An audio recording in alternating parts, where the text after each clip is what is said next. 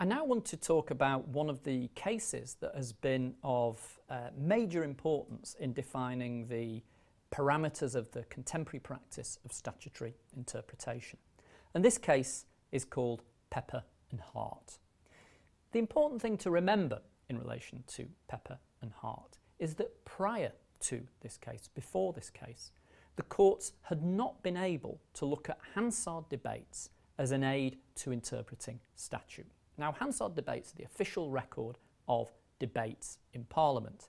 The rationale, the reason why courts could not make use of Hansard debates is normally given in the following way.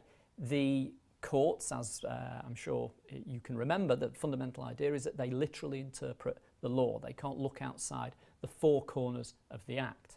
Once we say that the courts can make use of Hansard debates, records of what was said in Parliament when there was, say, a debate over the meaning of a statutory provision, would obviously involve looking outside of the four corners of the Act. In other words, moving away from this form of literal interpretation. Pepper and Hart is important because in this case, the House of Lords took the opportunity to consider whether judges should or indeed should not be allowed to use Hansard evidence when they were trying to interpret an act.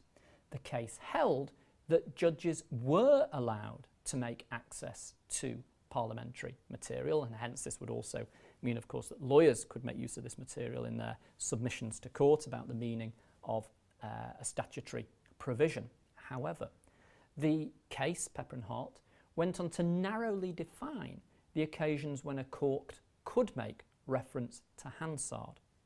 To enable a reference to Hansard, legislation must be ambiguous. To resolve the ambiguities, the court can make use of ministerial statements. This clearly means that the courts cannot make use of statements made by MPs in debate or argument, and that the statements themselves have to be clear.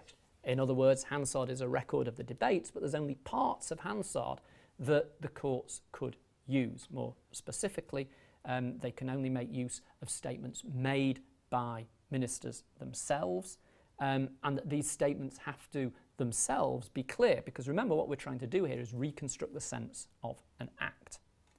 How can this approach be justified? As I say, this is a pressing question because I'm sure you appreciate it moves away from the literal approach, which stresses interpretation only within the four corners of the Act.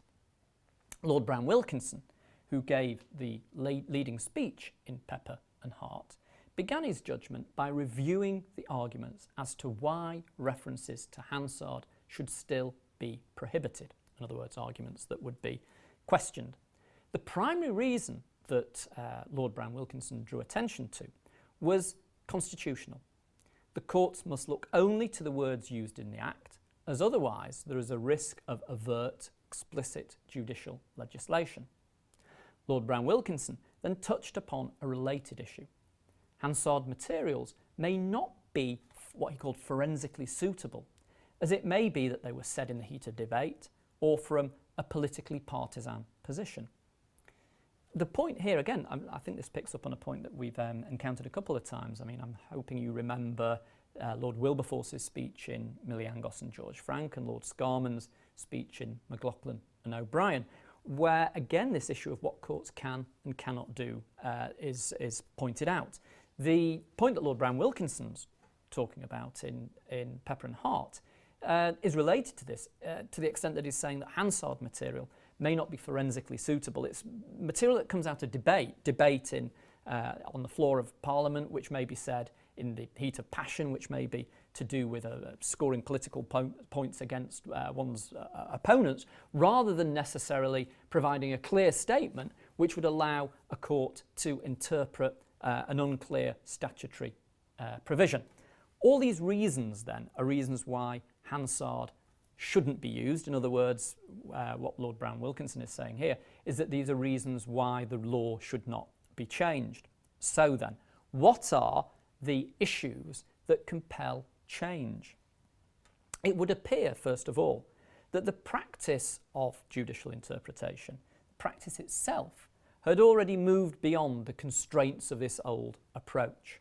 The courts had departed from the old literal approach of statutory construction and were beginning to adopt much more purposive approaches, seeking to discover parliamentary intention, or the parliamentary intention lying behind the words used, and construing the legislation so as to give effect to, rather than thwart, the intention of Parliament. In other words, we find the intention of Parliament in the purpose, and we use that purpose to construe the words. Where the words used in the Act by Parliament are obscure or ambiguous, the parliamentary material in Hansard may throw considerable light not only on the mischief, if you like, that the Act was designed to remedy, but also on the purpose of the legislation and its anticipated effect.